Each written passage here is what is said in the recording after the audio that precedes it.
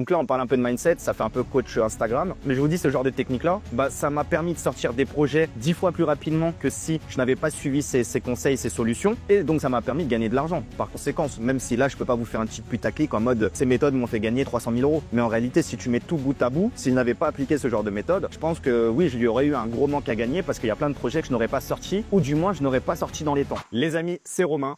Dans cette nouvelle vidéo, je vais te donner mes meilleures astuces, mes meilleurs conseils pour arrêter de procrastiner, pour arrêter de te trouver des excuses quand tu dois sortir des projets et que tu ne les sors pas à temps ou que tu ne le fasses pas correctement. On a tous été dans ce cadre qui est le suivant. Typiquement, tu as un projet à sortir, soit tu mets 3 mois à le sortir et au final, tu aurais pu le faire en 3 semaines. Et parfois, tu vas même bosser dessus pendant 3 mois et tu vas jamais le sortir. Donc, je vais te donner des solutions comme ça que tu dois au final mettre en place, que moi-même j'ai mis en place durant ces 10 dernières années. Tu verras que ça fait la différence. Au lieu d'avoir plein d'idées de projets, d'avoir des gros objectifs, mais au final, ne jamais sortir tes projets qui te donnent envie. Ça peut être une formation en ligne, ça peut être sortir ton agence SEO, ça peut être quitter ton taf et te lancer en tant que freelance. Ça peut être sortir ton premier site de vente de liens et faire tes premières commissions. Voilà, donc en fait tout ça c'est de la technique, mais ce qui est encore plus important au final, c'est le mindset, c'est tes habitudes de travail, c'est comment tu vas être productif. Le 80-20, est-ce que tu vas perdre ton temps dans de la merde ou tu vas mettre ton énergie dans les 20% de tâches qui vont te rapporter 80% des résultats. Donc on va voir tout ça dans cette vidéo. J'ai pris quelques petites notes. Là actuellement il est 9 h à Chiang Mai, j'ai la tête dans le cul, faut le dire. Ça fait quelques jours que j'ai arrêté la cigarette, donc je dors pas du tout. Et encore que j'ai 3 chats qui me réveillent 3, 4, 5 fois par nuit. Donc c'est pas grave. Regardez, c'est con, mais là je vous fais une vidéo sur la procrastination. Je dois faire aujourd'hui, j'ai 3 vidéos à faire. Je me suis dit aujourd'hui je fais 3 vidéos comme ça. Une vidéo pour The Business Legion avec Anthony. Donc Anthony qui est un Black Hat SEO, qui va être sûrement une des meilleures vidéos de la formation. On va se faire un truc 100% privé, une masterclass. Et là j'ai 2 vidéos YouTube à faire. Comme ça je fais du contenu en avance. Et j'aurais pu me dire, je suis fatigué, j'ai pas la tête qui donne envie d'être regardée, il n'y a pas de soleil, j'ai pas préparé mes scripts, enfin je les ai pas préparés à 100%. Et en fait, je peux me trouver toutes les excuses que je veux, ou sinon je peux faire mes vidéos et peut-être qu'elles auront 70, 80, 90% de résultats par rapport à si j'avais bien dormi et que j'avais dormi 10 heures au lieu de dormir 3 heures. Et en fait, toutes ces excuses-là, je peux me les trouver. Mais tout simplement, je me dis, je sors de chez moi, je prends une douche, je sors de chez moi, je me pose dans un café et je fais mes vidéos. Je fais les vidéos que j'ai à faire. Et tant pis si je ne suis pas aussi bon que je pourrais l'être. Au moins, j'aurais fait mes contenus. Et en fait, ça, mis bout à bout, chaque jour, chaque semaine, c'est ça qui crée des résultats. Parce que si tu abandonnes une fois, tu vas abandonner le lendemain, l'après-lendemain. La prochaine vidéo, je vais aussi la repousser. Mon prochain projet, je vais le repousser. Sur Linkavista, typiquement, au lieu de se dire, OK, ce mois-ci, on fait 100 000 euros, on va faire 30 000 euros, alors qu'on peut même taper 150 000 euros de dépôt. Vous voyez, donc en fait, je pense que abandonner une fois, et on abandonne tous, mais ce que je veux dire, il faut abandonner le moins de fois possible, il faut procrastiner le moins de fois possible, et ça se ressent directement dans les résultats.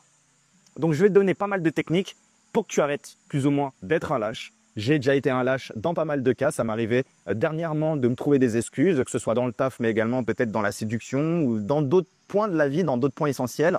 Et le plus important, c'est de se dire, non, je fais. Et dans tous les cas, quand tu fais, même si c'est mal fait, c'est toujours positif. Il y a toujours des résultats, que ce soit dans le perso ou dans le pro. OK ? Donc, là, il y aura entre 5, 6, voire même peut-être 7 méthodes anti-procrastination. Voilà, pense à mettre un petit like, abonne-toi, mets en commentaire, dis-moi quelle est ta meilleure méthode pour arrêter de procrastiner. Quelle est la méthode que tu recommandes peut-être au quotidien ?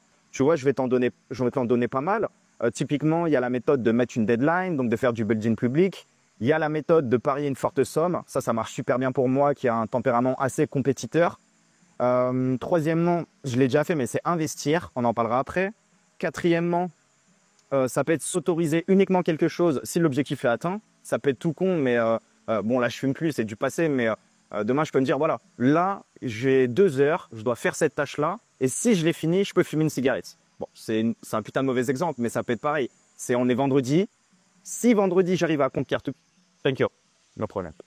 Alors, ce que je disais, oui, voilà, s'autoriser uniquement quelque chose. Donc, vendredi, si tu fais toutes tes tâches, ok, tu peux t'autoriser à aller en soirée. Si tu as 20, 30 ans, voilà, tu es encore un gamin comme moi, tu vas en soirée, ça peut être un bon point. Au lieu de se dire, ok, je me lève à 9 h, 10 h, il est même pas encore 17 h que j'ai déjà la tête dans le week-end, t'as pas fait la meilleure journée possible.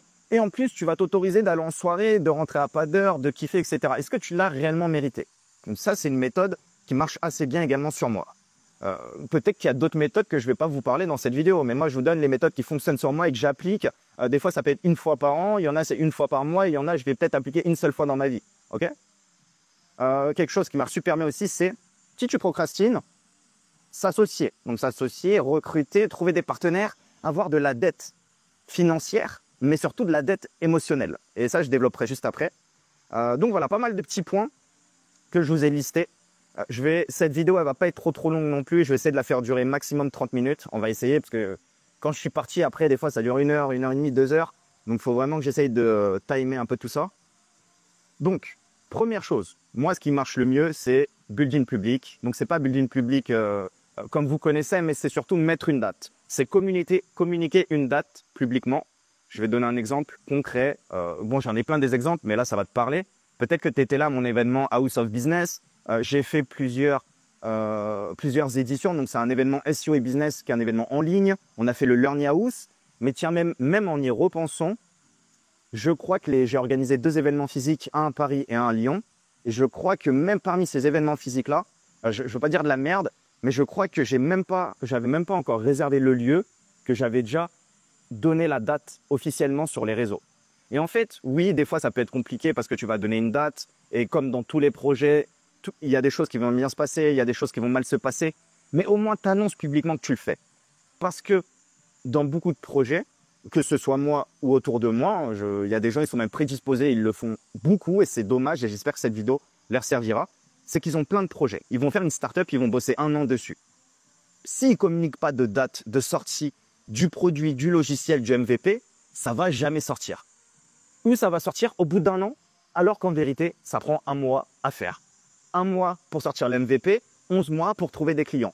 Alors qu'eux, ils vont mettre 12 mois à sortir un MVP bidon qui, sous pression avec un peu de testostérone et une deadline où tu t'annonces officiellement, tu peux le sortir en quelques semaines, en moins d'1 mois. Donc ça, mettre ses couilles sur la table, en parler publiquement, devant tes confrères, devant des clients à toi, devant des gens qui t'aiment, devant des gens qui te détestent, permet de te dire, ok, maintenant, si je suis un bonhomme, maintenant, si je ne veux pas me trouver des excuses, j'en ai parlé publiquement, je dois tenir ma deadline.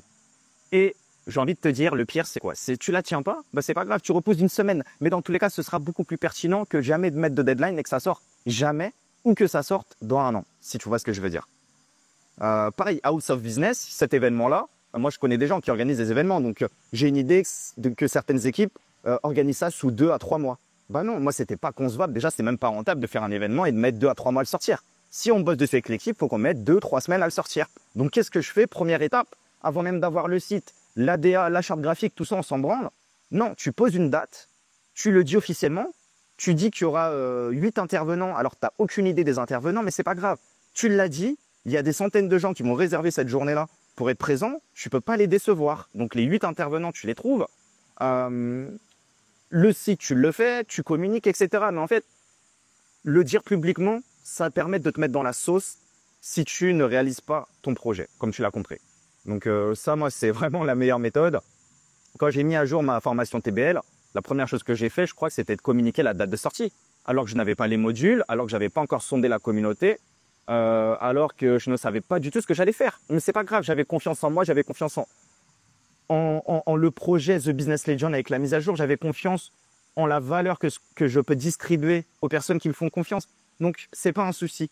Mais si j'avais dit, ok, j'ai n'importe quoi, au lieu de sortir TBL en décembre, je le sors mars d'après, donc 3 à 4 mois après, bah, j'aurais perdu 3 à 4 mois. Et ça se trouve que j'aurais jamais sorti TBL parce qu'un objectif, plus il est espacé, plus potentiellement on s'y tient pas réellement.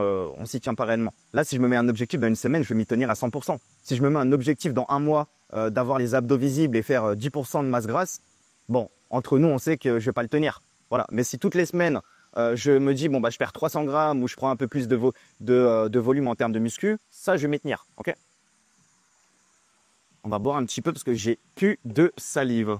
Sachez que je me suis réveillé il y a peut-être 20-30 minutes et que je suis sorti direct. Donc là, je suis tout frais.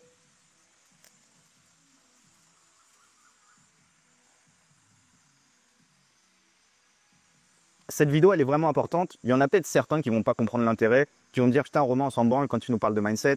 On veut que tu nous donnes des techniques SEO, d'affiliation, etc. Alors déjà, ceux qui me disent ça, c'est le problème, c'est que c'est des gros consommateurs de techniques, souvent qui ne mettent pas en application. Et en plus, quand tu comprends que tu es dans le SEO, dans la technique ou dans le black hat ou n'importe quoi depuis des années, tu sais que c'est une partie. Mais le reste, c'est le mindset, comme on disait en début de vidéo, la productivité, sur quelle niche tu vas travailler. Voilà, la technique, c'est bien, mais il y a tout le reste. Et c'est ça qui va découler si oui ou non ton projet il est rentable, si oui ou non tu vas changer de business tous les mois et ça va jamais marcher, ou si oui ou non tu vas tenir pendant un an sur le même business et tu vas péter les scores. Ok? Donc là, on parle un peu de mindset, ça fait un peu coach Instagram. Mais je vous dis, ce genre de technique-là, bah, ça m'a permis de sortir des projets 10 fois plus rapidement que si je n'avais pas suivi ces conseils, ces solutions. Et donc, ça m'a permis de gagner de l'argent. Par conséquent, même si là, je ne peux pas vous faire un petit putaclic en mode ces méthodes m'ont fait gagner 300 000 euros. Mais en réalité, si tu mets tout bout à bout, si je n'avais pas appliqué ce genre de méthode, bah, je pense que oui, il y aurait eu un gros manque à gagner parce qu'il y a plein de projets que je n'aurais pas sortis, ou du moins, je n'aurais pas sorti dans les temps. Donc, première chose, c'était la deadline. Pour moi, c'est radical, c'est le point le plus important. Okay, quand je dis building public, mettre une deadline, c'est la deadline, mais c'est s'engager publiquement. C'est, OK, là, moi, j'ai parlé devant tout le monde, j'ai dit pendant 2 mois, j'arrête l'alcool. J'ai arrêté l'alcool. Là, devant tout le monde, j'ai dit, j'arrête la clope. J'essaye d'arrêter la clope et je vais y arriver et je vais faire du mieux que je peux. Demain, je dis, OK, je sors mon agence SEO. Je dis, l'agence SEO, elle sort le 1er juillet. Donc, je ne vais pas la sortir le 1er novembre, sinon je vais passer pour un naze. J'ai dit devant tout le monde que je sors une agence, j'en parle plus, je fais pas de pub. Ça remet vraiment en doute ma crédibilité, ma légitimité auprès de ma fanbase, donc des gens qui me suivent, des gens qui kiffent mon contenu, qui kiffent ma personnalité ou autre, ou des gens tout simplement qui ont mis en application les conseils que je donne et qui ont gagné de l'argent. Bah, ils peuvent remettre en doute ma crédibilité, c'est pas le but. Donc, si je veux paraître sérieux, si je m'engage publiquement, je dois tenir ma promesse, tout simplement. Ou en tout cas, du plus possible, évidemment. Si demain j'ai un problème de santé, ma promesse, elle sera secondaire, vous imaginez bien. Alors, deuxième chose, parier une forte somme. Autre exemple, dernièrement, j'avais arrêté l'alcool 2 mois. Bon, c'était pas un arrêt définitif. Hein. L'alcool, je sais que je peux l'arrêter définitivement, mais pour le coup, il n'y a pas forcément plus d'avantages que d'inconvénients. Donc, c'est plutôt retrouver une consommation saine et pas faire le bourrin pendant des années jusqu'à 40 ans. Sinon, j'aurais plus de dents, j'aurais plus de... Sinon, j'en aurais 40 alors que j'en aurais 40, mais j'en paraîtrais 60. Donc là, c'était plus un challenge. J'ai dit, bon, bah, si je bois pendant ces 2 mois, je donne 2000 euros. Voilà. Là, la clope, j'ai pas encore parié, mais si je refume, je donnerai entre 5 et 10 000 euros. Donc moi, si je vous conseille de faire un pari, c'est pas parier pour parier, c'est pas parier 1 euro, parier un truc. C'est parier et il faut qu'il y ait suffisamment de friction. Voilà. Si demain, je parie 100 euros, mais je vais refumer direct. Je vais refumer. Mais si je parie 10 000 euros, crois-moi que je vais me poser plusieurs fois la question si je vais refumer. Et si je parie 20 000 euros, eh ben, je pense que même bourré, même envie de fumer, je ne vais pas fumer parce que 20 000 euros, il y aura trop de friction et j'aurais pas envie de les donner, que ce soit à mon meilleur ami, à mon pire ennemi, à quelqu'un que je connais pas, mais j'aurais pas envie de les donner, tout simplement. Ok. Donc, parier, c'est un très bon point. Peut-être que ça paraît ridicule pour certains, mais je vous assure que ça fait la diff. Demain, tu dis, ok, si je sors pas mon agence SEO avec ce que tu veux, mon site, le logo, le PowerPoint, les 2-3 propals que je peux faire à mes prospects, si j'ai pas mon premier client également d'ici 1 mois, je reverse une somme qui te fera mal au cul, qui te fera suffisamment mal au cul en fait pour que dans 1 mois, bah, tu aies ton agence disponible et que tu aies ton premier client. Et ça marche. Après, voilà, il faut jouer le jeu, il faut se tenir à ses promesses. Moi, je sais que quand je parie avec quelqu'un, bah, je tiens le pari et je vais penser qu'à ça. Voilà. Demain, si je fais un pari en mode peut-être avec quelqu'un, je l'avais déjà fait avec un ami, c'était, bon, du coup, ça, contre-exemple, on ne l'a pas fait sérieusement. Voilà. Donc, comme quoi, des fois, en fait, il faut faire des paris. Mais le truc, c'était que la somme, il n'y avait pas cette friction. C'était si je perdais, je payais une semaine d'hôtel à Bali. Une semaine d'hôtel à Bali, ça m'aurait coûté 300 balles, 400 balles. Que si demain, c'était 5000 balles, ouais, je pense que le projet, je l'aurais pris beaucoup plus au sérieux. On enchaîne. Donc, je vais un peu vite, hein, les amis, c'est le matin. Donc, première chose, c'était mettre la deadline, communiquer publiquement, qui est pour moi la meilleure méthode. Deuxième chose qui marche assez bien sur moi, c'est parier une forte somme. Une forte somme, je sais pas, ça peut être 5-10% de votre compte bancaire, 2% de votre bankroll ou n'importe, en fait, gérez comme vous voulez, mais quelque chose qui vous fait mal au cul si vous le perdez. Et vous le sentirez passer, tout simplement. Troisième chose, investir. Ça marche super bien aussi. Je dois avoir plusieurs exemples à ce sujet-là, mais je vais prendre l'exemple qui parlera à pas mal d'entre vous. ma formation Black Hat Money, en fait, quand je suis passé de plusieurs années à vivre de mes projets, donc de faire de l'affiliation, des sites, de la monétisation, du Black Hat SEO, des money sites, des parasites, etc. Je crois que c'était en milieu, peut-être début d'année 2019 ou milieu d'année 2019. Je me suis dit, OK, je passe côté formation, il y a une hype. J'ai envie en plus de créer mon propre produit parce que c'est bien de faire de l'affiliation, mais le next step de l'affiliation, c'est de créer ton produit et vendre ton produit et prendre 100% de commission au lieu d'en prendre 20 ou 30 sur des produits qui ne t'appartiennent pas.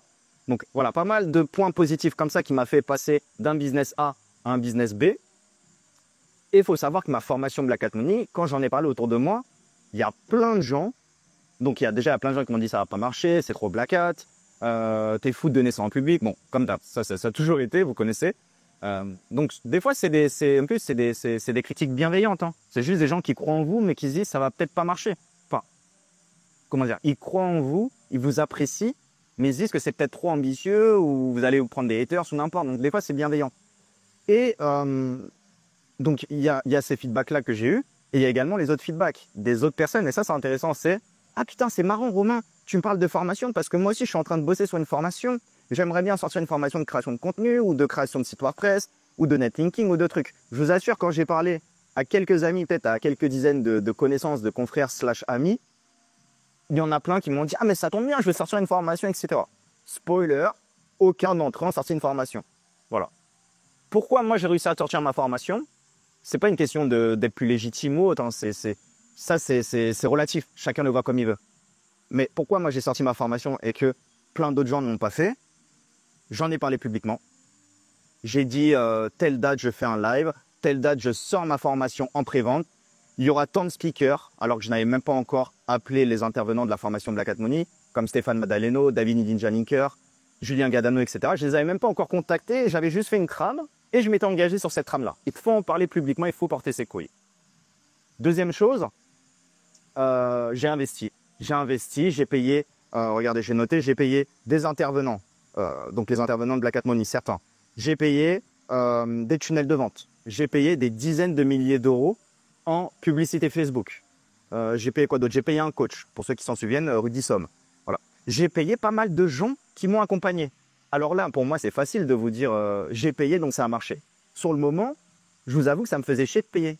Mais a posteriori, si je n'avais pas sorti peut-être entre, je sais pas, 30 et 50 000 euros les ads, les coachs, l'écosystème, etc., les outils également, je pense pas que j'aurais tenu ma parole de faire mon premier live tel jour, le premier jour de faire 20 ou 30 000 euros de vente, ensuite de répéter les lives, etc. Vous voyez? Donc, je pense que l'investissement que j'ai fait a fait que, oui, j'avais un peu d'argent de côté, mais j'étais obligé de m'y tenir parce que je ne pouvais pas me permettre de perdre 30, 40 ou 50 000 euros.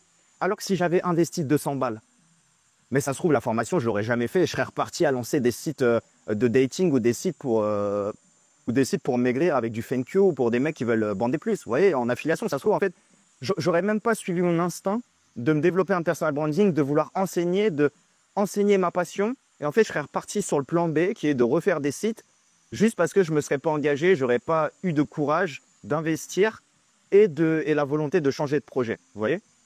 Donc, l'investissement, là, pour le coup, ça a été radical sur le succès de ma première formation.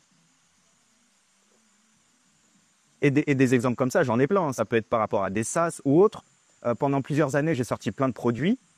J'avais un SaaS de nom de domaine expiré. J'ai fait un webinar parce que j'aurais pu le sortir avec des séquences mail, repousser la date de lancement.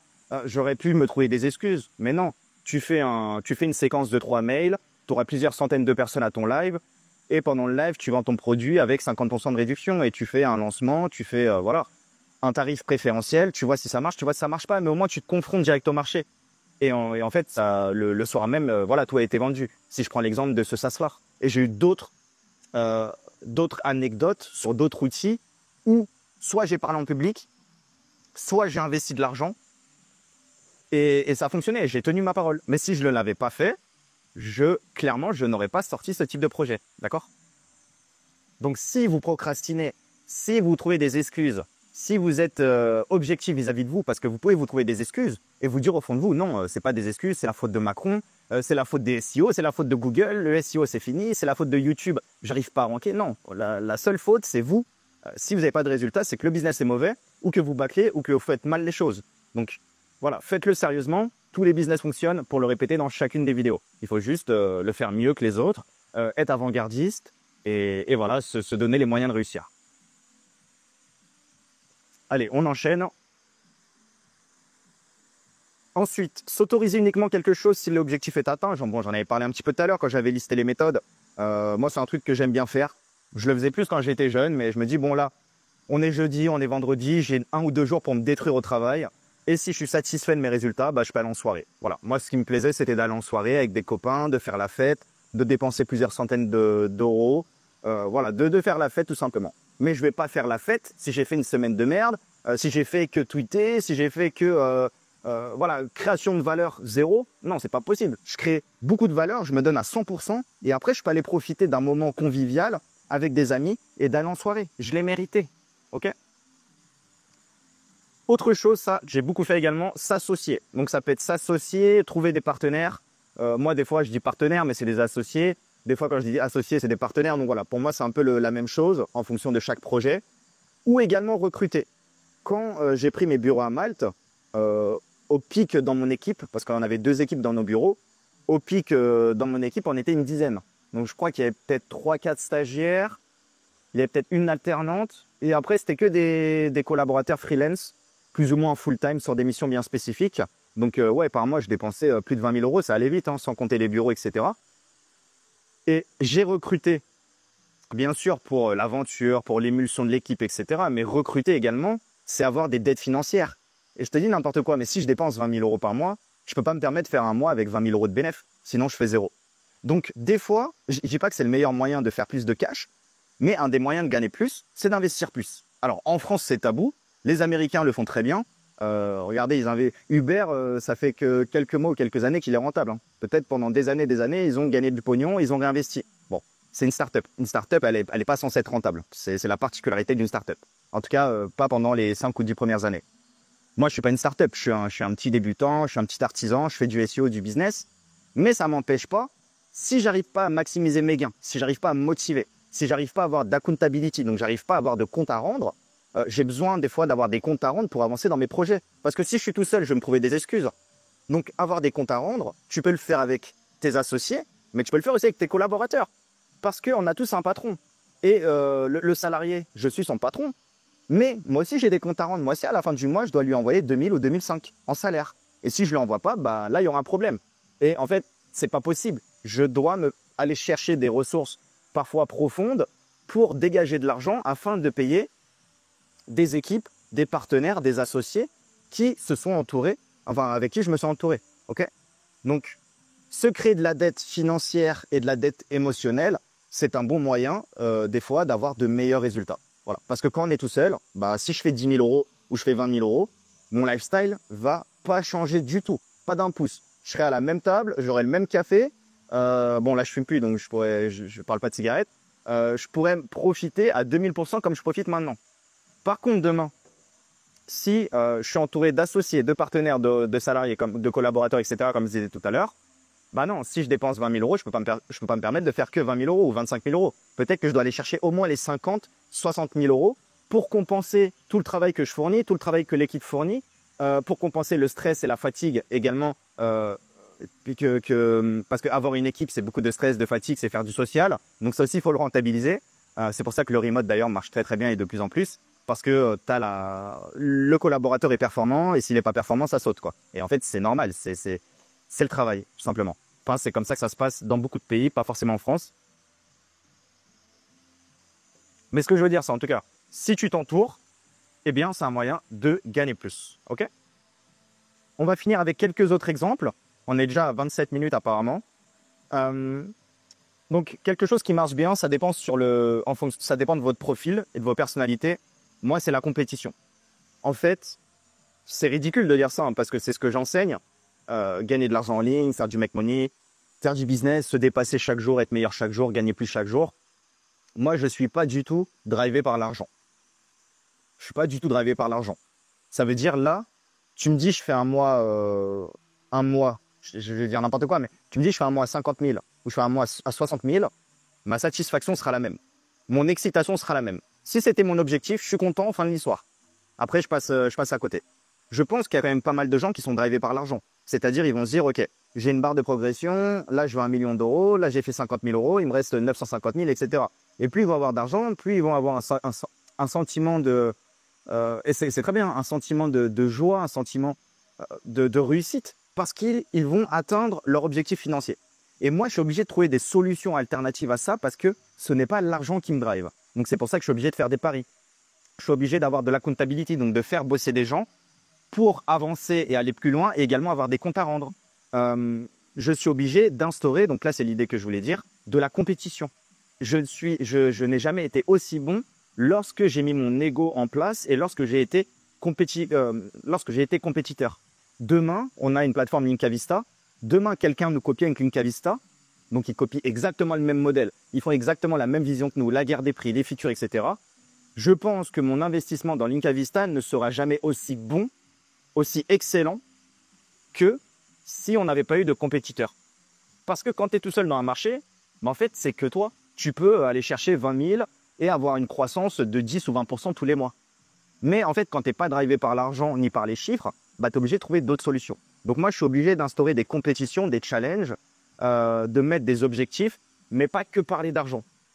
Voilà, l'objectif, typiquement, c'est ce mois-ci, je sors 10 vidéos sur YouTube. Potentiellement, 10 vidéos me rapportent entre 20 000 et 50 000 euros. Voilà. Mais si je me dis, OK, je vais faire entre 20 000 et 50 000 euros, moi, ça ne va pas marcher. Je me dis, je sors 10 vidéos YouTube, je mets tel sponsor sur telle vidéo, je fais tel call to action.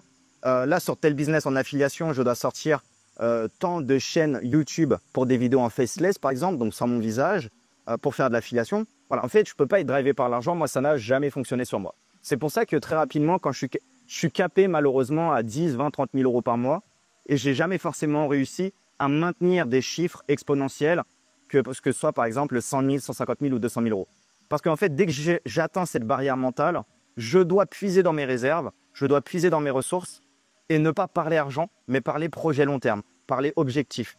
Vous voyez, mon branding, il vaut plusieurs millions d'euros, je le pense, parce que ça fait des années que je fais du contenu. Linkavista, j'en parlerai dans une vidéo dédiée. D'ici quelques années, l'objectif, c'est de revendre.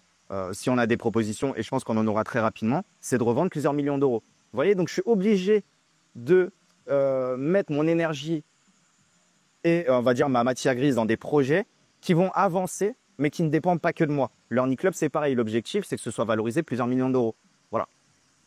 Donc voilà, c'est tout simplement, là, je me livre un petit peu à vous et j'espère que certains qui sont dans mon cas ou qui comprennent en tout cas mon cas pourront également prendre note de mes feedbacks et peut-être les tester de votre côté. Vous verrez que ça fonctionne très très bien. En tout cas, de mettre en place de la compétition, c'est pas de la compétition malsaine où je vais me créer mes propres ennemis, mais c'est de la compétition où je vais me dire, je suis meilleur que lui, je peux faire meilleur que lui, et s'il fait tant par mois, je vais pouvoir faire plus que lui, donc générer plus d'argent. Mais c'est pas dans l'objectif de faire plus d'argent, c'est dans l'objectif d'être meilleur que quelqu'un pour qui tu vas avoir du respect, ou même d'être meilleur qu'un concurrent, simplement. Ça peut être de la compétition que vous mettez en place avec un ami à vous. Typiquement, vous rencontrez des SEO sur Discord, vous faites des affinités avec certains. Vous dites, OK, le premier qui signe son premier client en tant que freelance SEO, il gagne le pari. Ou celui qui gagne, il paye un resto à l'autre. Ou il paye 1000 euros de backlinks sur Linkavista à l'autre. Voilà. On peut toujours mettre en place des compétitions et celui qui gagne se fait offrir quelque chose. Comme ça, on a vraiment l'aspect égo où on gagne la compétition. Et en plus, on a l'aspect gratification où on a signé un premier client de la compétition. Et en plus, on se voit offrir quelque chose de la personne qui perd. Donc, on peut mettre tous ces leviers-là de notre côté pour, en fait, juste décupler son énergie, décupler ses résultats. Voilà, ça peut, si vous êtes très compétitif comme moi, enfin, je me le considère pas énormément, mais suffisamment pour que ça marche sur ma personnalité, vous pouvez aller dans un marché avec de la concurrence. Ça fonctionne bien parce que si vous êtes tout seul sur un marché, il peut y avoir de l'oseille, mais si les concurrents ne vous stimulent pas, si les concurrents ne vous dépassent pas, vous allez vous endormir. Comme la majorité des éditeurs, ils allaient vous réveiller dans 5 ans et dire le SEO c'est mort, l'affiliation ça ne marche pas. Non, désolé, l'affiliation ça fonctionne très bien, le SEO c'est pareil. Mais si vous ne mettez pas à jour et vous ne trouvez pas de moyen d'améliorer vos projets continuellement, vous allez vous faire manger. Donc un bon moyen pour ça, c'est d'aller dans un marché avec de la concurrence et avec des acteurs qui qui fait que si vous endormez, bah, il vous mangerait. Ok.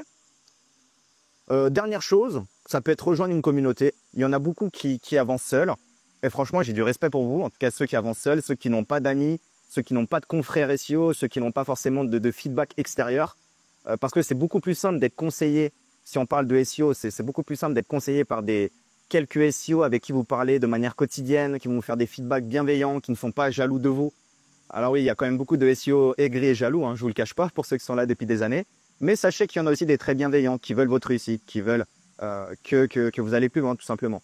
Et qui potentiellement vous aideront à aller plus loin. Donc, moi, ce que je vous encourage, c'est de vous entourer. Ça peut être de 2-3 personnes meilleures que vous. Ça peut être d'une communauté comme la communauté TBL, où il y a plusieurs centaines d'entrepreneurs SEO. On échange au quotidien. Voilà. Moi, je crée beaucoup de contenu dans la formation, je donne beaucoup de conseils.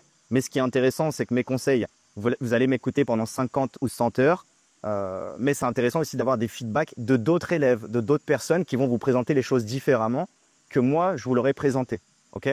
Pourtant, ça peut être la même chose, mais expliqué différemment, parfois vous allez mieux comprendre. Donc, je sais que beaucoup de membres de ma formation ont rejoint pour le contenu, pour les bonus, pour les lives, pour les ressources, etc. Mais on rejoint également pour la communauté, pour commencer à se faire des potes, à se faire des petits groupes privés, avancer tous les jours, trouver quelqu'un qui lance un site d'affiliation et se dire, bon, bah, moi aussi j'en lance un. Ça te dit qu'on échange un petit peu nos routines quotidiennes et qu'on puisse avancer ensemble. Bon, voilà, ça c'est une option et qui peut te permettre d'avancer beaucoup plus rapidement et dans la bonne direction que si tu étais tout seul et que ce mois-ci tu lances un drop SEO sur les robes bohèmes, le mois d'après tu lances un site d'affiliation sur les compléments alimentaires et en fait ça marche pas, donc le mois d'après tu lances un site de vente de liens avec zéro trafic et ça marche pas. Donc voilà, entoure-toi peut être une solution pour que tu ne procrastines pas. Ok? Les amis, on a fait le tour. Prenez soin de vous. Je me suis pas mal répété, mais vraiment, cette vidéo-là, peut-être qu'elle fera 500 vues, 600 vues, j'en sais rien. 1000 vues peut-être. Mais cette vidéo-là, dites-vous, il y a énormément de valeur. Parce que si vous voulez des résultats forts, conséquents, vous souhaitez être meilleur que que vos concurrents, que les autres SEO, vous souhaitez sortir des projets 5 à 10 fois plus vite, 5 à 10 fois plus rapidement que la moyenne, c'est une solution. Toutes les méthodes que j'ai données fonctionnent, que ce soit parier, investir, parler en public, mettre une deadline en public. Si vous ne respectez pas vos propos en public, vous passerez pour un lâche. Donc, ça fonctionne. Je vous dis à très très vite. Ciao tout le monde.